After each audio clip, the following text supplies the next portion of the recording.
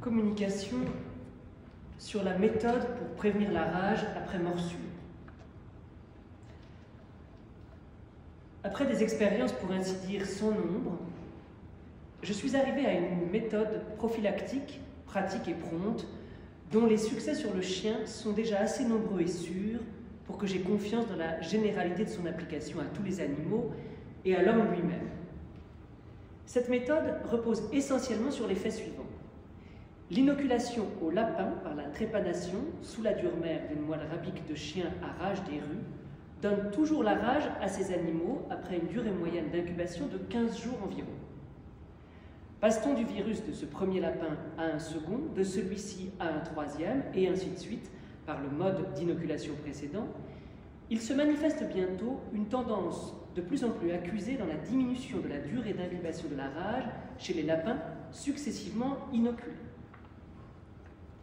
Si l'on détache de ces moelles des longueurs de quelques centimètres avec des précautions de pureté aussi grandes qu'il est possible de les réaliser, et qu'on les suspende dans un air sec, la virulence disparaît lentement dans ces moelles jusqu'à s'éteindre tout à fait.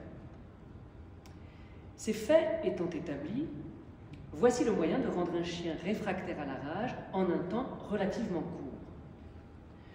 Dans une série de flacons dont l'air est entretenu à l'état sec par des fragments de potasse déposés sur le fond du vase, on suspend chaque jour un bout de moelle rabique fraîche de lapin mort de rage, rage développée après 7 jours d'incubation. Chaque jour également, on inocule sous la peau du chien une pleine seringue prava de bouillon stérilisé dans lequel on a délayé un petit fragment d'une de ces moelles en dessiccation, en commençant par une moelle d'un numéro d'ordre assez éloigné du jour où l'on opère, pour être bien sûr que cette masse n'est pas du tout virulente. Des expériences préalables ont éclairé à cet égard. Les jours suivants, on opère de même avec des moelles plus récentes, séparées par un intervalle de 2 jours, jusqu'à ce qu'on arrive à une dernière moelle très virulente, placée depuis 1 jour ou 2 seulement en flacon.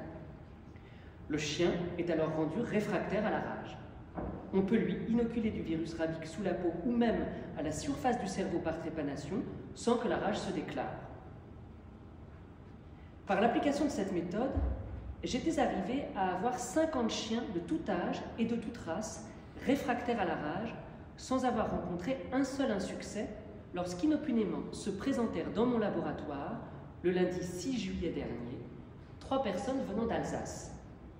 Théodore Von, marché épicier à Mainz-et-Gott, mordu au bras le 4 juillet par son propre chien devenu enragé. Joseph Mester, âgé de 9 ans, mordu également le 4 juillet à 8 h du matin par le même chien. Cet enfant terrassé par le chien portait de nombreuses morsures à la main, aux jambes, aux cuisses, quelques-unes profondes qui rendaient même sa marche difficile. Les principales de ces morsures avaient été cautérisées 12 heures seulement après l'accident à l'acide phénique le 4 juillet à 8 h du soir par le docteur Weber de Villers. La troisième personne, qui elle n'avait pas été mordue, était la mère du petit Joseph Mester. À l'autopsie du chien abattu par son maître, on avait trouvé l'estomac rempli de foin, de paille et de fragments de bois. Le chien était bien enragé. Joseph Mester avait été relevé de dessous lui, couvert de bave et de sang. Monsieur Von avait au bras de fortes contusions, mais il m'assura que sa chemise n'avait pas été traversée par les crocs du chien. Comme il n'y avait rien à craindre, je lui dis qu'il pouvait repartir pour l'Alsace le jour même, ce qu'il fit. Mais je gardais auprès de moi le petit Mester et sa mère.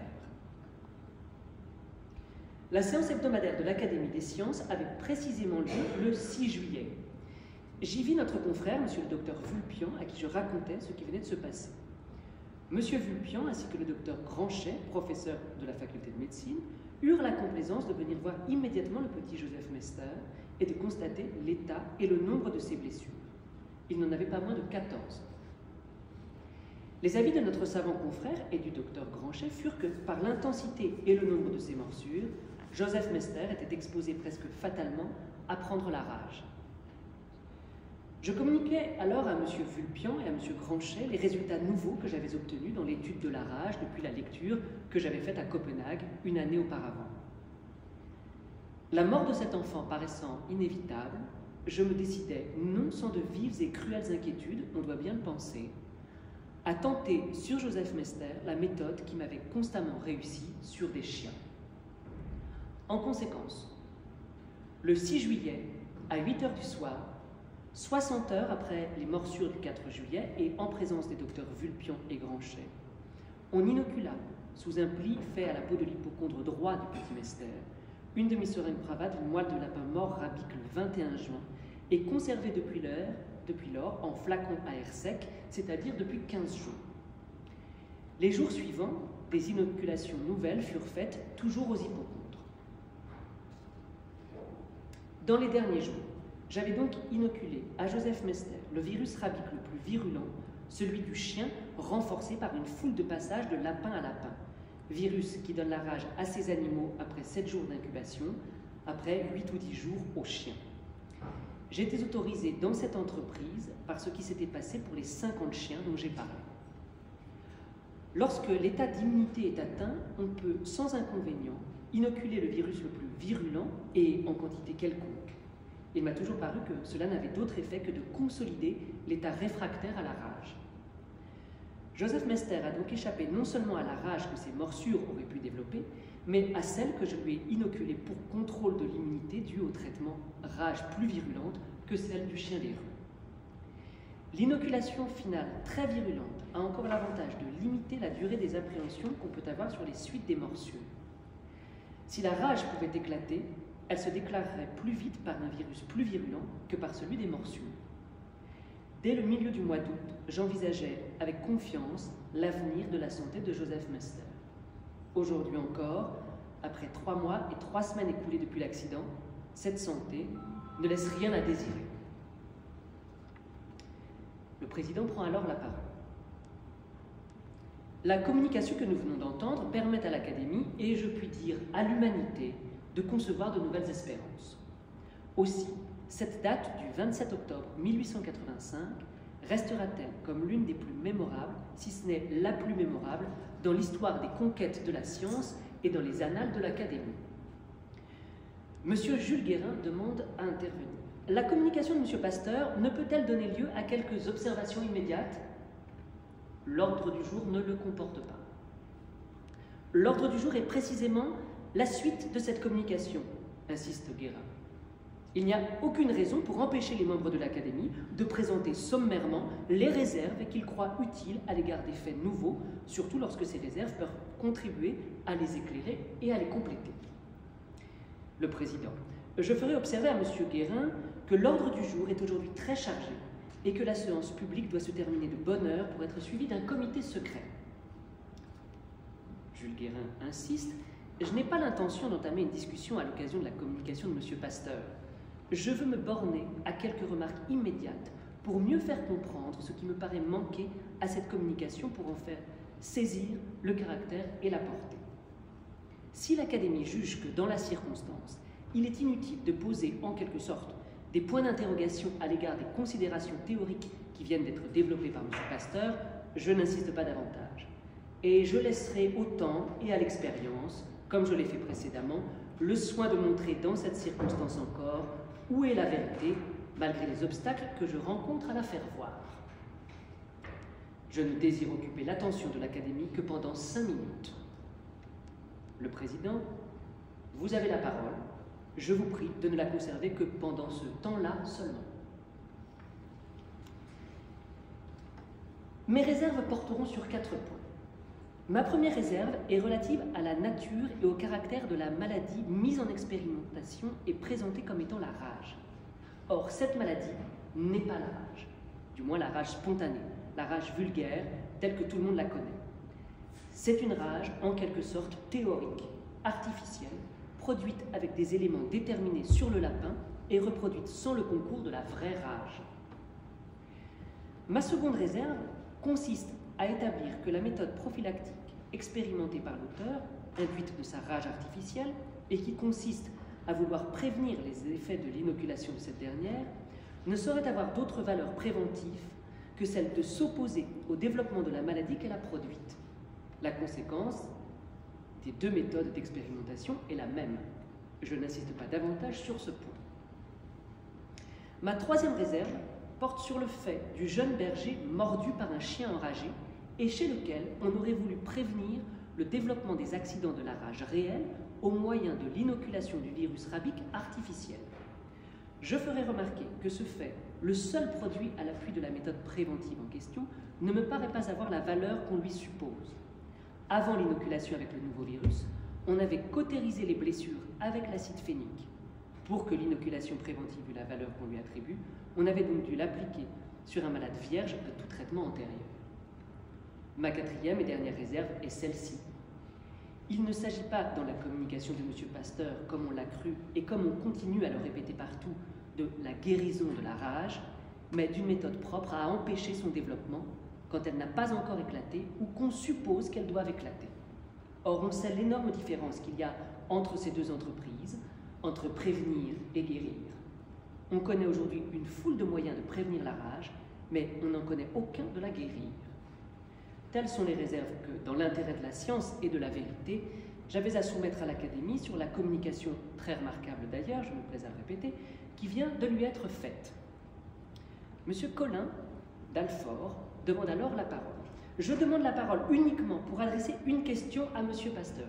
Le président interrompt, il m'est impossible de vous l'accorder.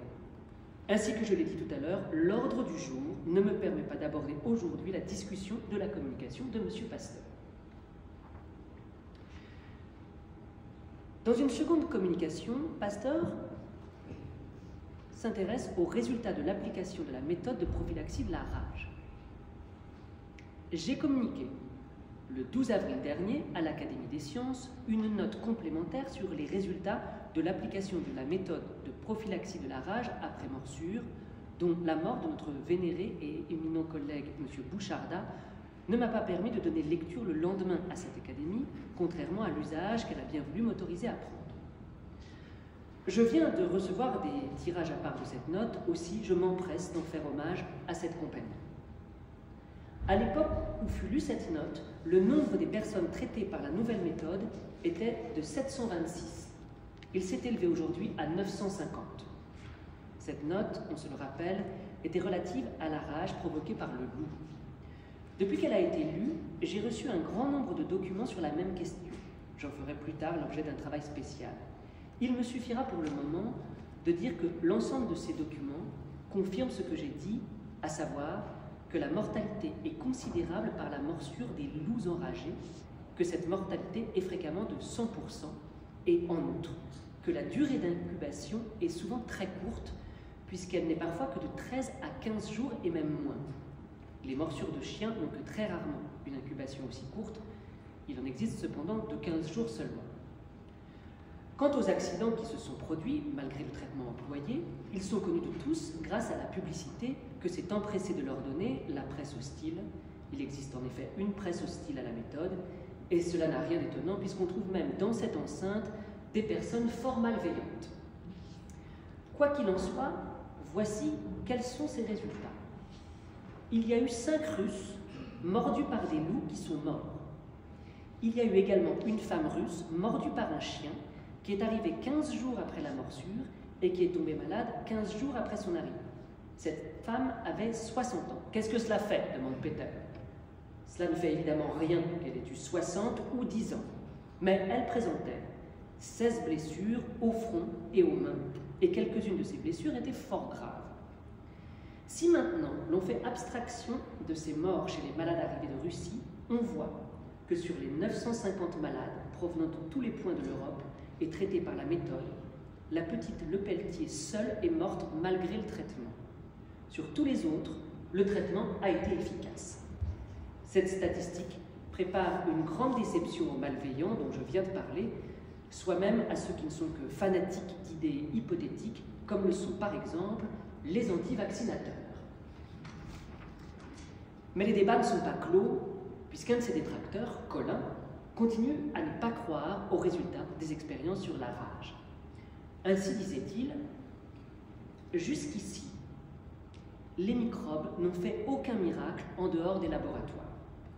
Je croirai seulement à ces miracles, et après minutieux examens, lorsqu'ils seront faits, comme le voulait Voltaire, devant une académie. En attendant que quelques-uns surgissent dans ces conditions, j'en doute, et je dis à M. Pasteur, Vous ne donnez pas plus la rage par votre nouveau microbe cultivé que vous n'avez naguère donné par un autre, le choléra des poules. Vous croyez préparer des virus dans vos appareils de chimie et en réalité, vous ne faites qu'y fabriquer des poisons. Les raffinements de votre art m'effraient.